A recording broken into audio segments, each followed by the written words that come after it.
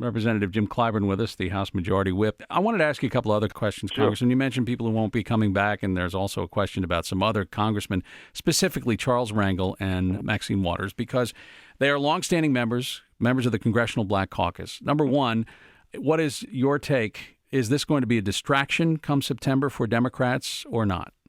Well, I don't think it will be a distraction for Democrats. I think it could be very instructive for the public, because I think that what happens in these kinds of situations, and people do not realize that a lot of these investigations are initiated by headlines that come to the attention of people, and these headlines sometimes go out from press releases that may not be as substantive as people think they are.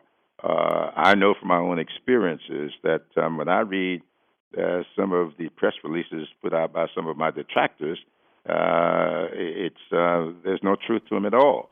And so I think that what is taking place here is a few people, especially Representative Waters, who thinks that there needs to be a public airing of exactly what this is all about, and let the public get a good view of why it is that she feels the way that she feels. And so it may be a good service for all of us, and so we'll wait and see. Did you have conversations with either Congressman Rangel or Congressman Waters about the possibility of signing something and having a deal cut so there would not be a trial?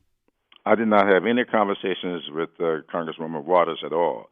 I had a number of conversations with Congressman Rangel as to what his way of going forward might be, and he has said publicly everything that has transpired between the two of us, and so I don't know of anything beyond what he has already publicly made statements about. There has also been a rumbling, if you will, as something in the wind about whether or not the OCE, Office of Congressional Ethics, has disproportionately used its efforts to go after members of the Congressional Black Caucus in its ethics investigations. Is that charge, in your mind, founded or unfounded?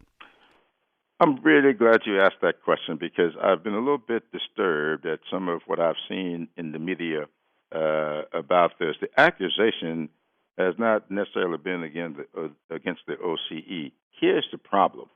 The problem is that you saw what happened to Shirley Sherrod when you've got these extreme right-wing elements out there that are putting out wrong information, misinformation, and have cost people their jobs.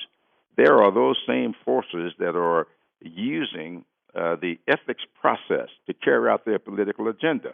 And so when you initiate an investigation or based upon some of this stuff that's put out there, then if people have some racial motivations, and there are a lot of people in this country who have them, we're reading headlines today coming out of the state of Michigan and out of Virginia that seem to indicate that there are some serious things taking place out there based upon race.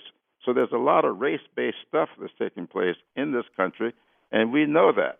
And so what we have been saying is when people who have these notions tend to use the process to further their aims, we ought to have something to winnow that stuff out.